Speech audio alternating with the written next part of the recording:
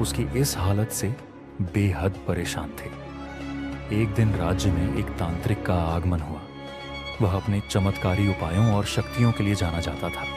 जब राजा को तांत्रिक के बारे में पता चला तो उन्होंने उसे राजमहल बुलाया। तांत्रिक, जिसका नाम विक्रांत था, एक अनुभवी और ज्ञानी व्यक्ति था। उसने राजकुमारी की स्थिति को समझने के लिए कुछ समय मांगा।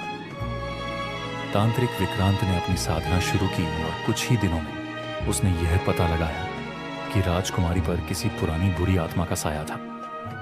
वह आत्मा एक प्राचीन योद्धा की थी जो इस राज्य से बदला लेना चाहती थी। योद्धा का मानना था कि उसे वर्षों पहले युद्ध में छल से मारा गया था। उसकी आत्मा अब राजकुमारी को माध्यम बनाकर अपना बदला लेना चाहती थी। तांत्रिक ने राजा से कहा, राजा साहब, इस समस्या को सुलझाने के लिए मुझे कुछ विशेष अनुष्ठान करने होंगे, लेकिन इसके लिए राजकुमारी को भी साहस दिखाना होगा। राजमहल के एक बड़े कक्ष में अनुष्ठान की तैयारी की गई।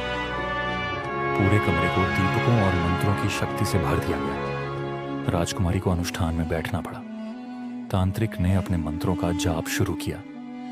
जैसे ही अनुष्ठान ने गति पकड़ी, कमरे में अजीब सी हरकतें शुरू हो गईं। दीप बुझने लगे और ठंडी हवा चलने लगी। राजकुमारी की आंखें लाल हो गईं और उसकी आवाज बदल गई।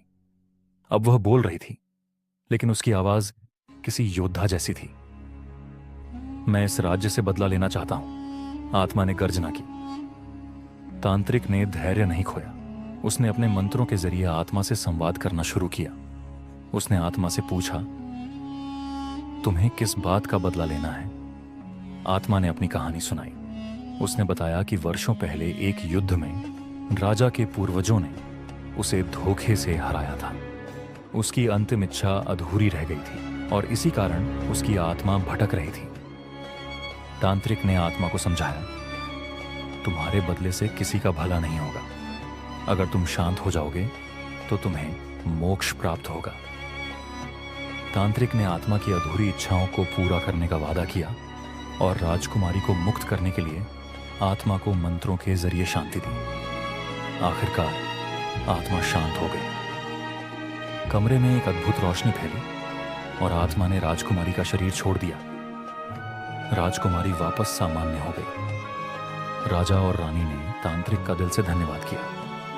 राजकुमारी ने तांत्रिक का आभार व्यक्त किया और कहा, आपने मेरी जिंदगी बचाई। मैं कभी आपका यह एहसान नहीं भूलूंगा।